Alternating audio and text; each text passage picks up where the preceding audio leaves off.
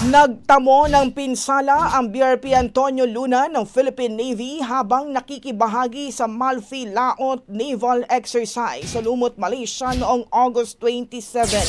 Ayon kay Navy spokesperson Captain Marisa Arlene Martinez, nangyari ang insidente matapos ang harbor phase ng pagsasanay habang minamaniobra ng barko ang makitidadaan ng Royal Malaysian Navy base. Tumama ang kaliwang bahagi o port side freeboard nito at nagkaroon ng superficial damage o minimal damage. Binigyang diin ng Navy na nananatili mission capable ang barko. Sa katunayan ay nakalahok ang BRP Antonio Luna sa lahat ng at-sea events ng Malfi Laot at kasalukuyan ng pauwi sa bansa.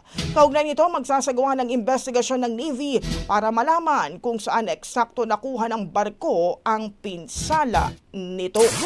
Ang bahaging ito ay hatid sa atin ng Standout ES4 Capsule. Simulang tuparin ang pangarap ng iyong anak. And stunting now!